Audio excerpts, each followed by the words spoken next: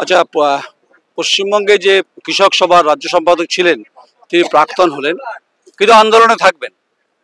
সর্বভারতীয় কৃষক সভার যে সম্মেলন 7, 8, 9 আর সমাপ্তির দিন, পাশে রয়েছে বর্ষিয়ার নেতা যিনি প্রাক্তন হলেন অমল হালদার। তার সঙ্গে বেশি কথা নয়, অমলদা প্রাক্তন হলেন কিন্তু দলের সঙ্গে থাকতেই হবে, কারণ আপনার অনেক বড় দায়িত্ব কৃষক আন্দোলন এবং পশ্চিমবঙ্গে এই মুহূর্তে তৃণমূল কংগ্রেস একদিন নরেন্দ্র মোদী সরকারের যে আগ্রাসন, এখানে গ্রামে গঞ্জে মানুষের কাছে যাওয়ার ক্ষেত্রে ভাবনা চিন্তা।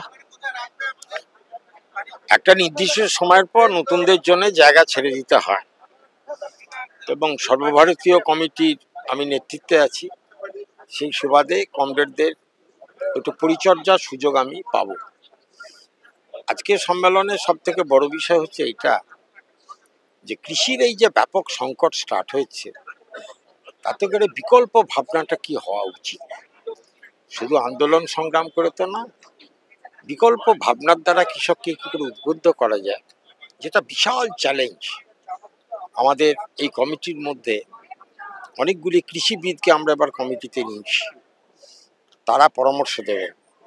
সেই ভিত্তিতে রাজ্য জুড়ে নতুন করে কৃষির কিভাবে উন্নতি ঘটানো যায়, কেমিক্যাল সারের পরিবর্তে জৈব সার, কেঁচো সার এবং বীজ সংরক্ষণ, এইসব ব্যাপারগুলো এইবার প্রথম কৃষক সভাতে 11 সালের পর থেকে এলো। এছাড়াও আজকে কৃষকদের মধ্যে যে নানা রকম যে সমস্যাগুলো তৈরি হয়েছে সেগুলো সব চিহ্নিত হয়েছে এবং এটাই সব থেকে বড় বিষয়।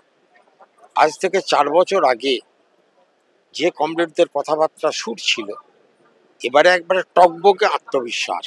তার কারণ হলো যে আমরা গ্রাম ভিত্তিক সংগঠনটা এবার ভালো গড়ে তুলতে পেরেছি। প্রত্যেক গ্রামে গ্রামে গ্রাম সম্মেলন হয়েছে, এই সংখ্যাটা প্রায় 70%, 80%-এর বেশি।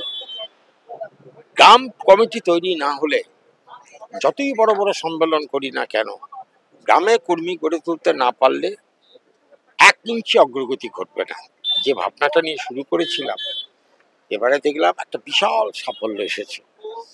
আমরা লক্ষ্য করলাম যে প্রত্যেকটি এলাকার কমরেডরা জমির আন্দোলনের ব্যাপারে খুব বেশি গুরুত্ব দিচ্ছে, কারণ নতুন করে জমির আন্দোলন গোটা পশ্চিমবঙ্গে একটা চমৎকার পরিবেশ তৈরি করেছে।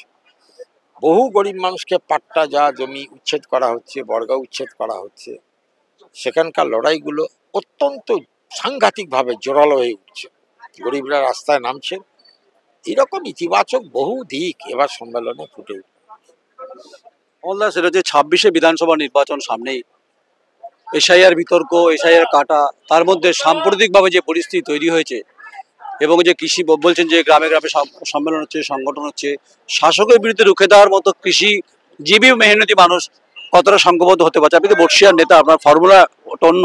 আমি বলছি, এবারে স্লোগান ছিল আমাদের বিপন্ন কৃষি, বিপন্ন কৃষক, বিপন্ন স্বদেশ, এসো গড়ি প্রতিরোধ। এই কথাটা খুব গুরুত্বপূর্ণ। প্রতিবাদ বলিনি, প্রতিরোধ। আজকে যে সংগঠন আমরা গড়ে তুলেছি, আজকে গ্রামে গ্রামে প্রতিরোধ গড়ে তোলার মতো মানসিকতা কমরেডদের তৈরি হচ্ছে, এটাই সব থেকে বড় বিষয়। সাধারণ একটা ডেপুটেশন কর্মসূচিতে কমরেডরা আজকে সন্তুষ্ট না। যে কোনো আন্দোলন করার সময় মরিয়া হয়ে রাস্তায় নামা, এটা সম্পর্কে কমরেডরা একবারে দৃঢ়তার সঙ্গে সংকল্প নিয়ে এই সম্মেলন থেকে বিদায় নিয়েছে। সেই জন্যে আগামী দিনের লড়াই এটা বুঝে নিতে হবে যে তৃণমূল কংগ্রেস তো ধ্বংসের পথে, আর বিজেপি যে পরিবেশ তৈরি করেছিল আজকে তা নেই। কার্যত দান ছেড়ে যেতে তৃণমূলকে বিজেপি, এটা মানুষকে বোঝাতে পেরেছি। তাই আগামী লড়াই হবে খুব জোরদার। এসআইআরকে কেন্দ্র করে কৃষক সভার কর্মীরা সমস্ত বিএলএদের অ্যাক্টিভ করার জন্য যে ভূমিকা গ্রহণ করা দরকার তারা নিচ্ছেন। অনেকেই বলছেন এই 3 দিন এখানে সম্মেলনে ছিলাম, আমাদের একটু অসুবিধা হয়ে গেল বিএলএদের পরিচালনা করার ক্ষেত্রে। ফিরে যে আবার কোমর বেঁধে নামবো এসআইআর ব্যাপার নিয়ে। আচ্ছা, এখানেই একটু বসুন, শেষ করতে হয়। অমলদা প্রাক্তন হয়েছেন ঠিক, কিন্তু সর্বভারতীয় স্তরে আছেন। তার অভিজ্ঞতা, তার নিরিখ, তার ভাবনা চিন্তা গ্রামে গ্রামে সংগঠিত হচ্ছে, প্রতিরোধ গড়ে তোলার চেষ্টা চলছে।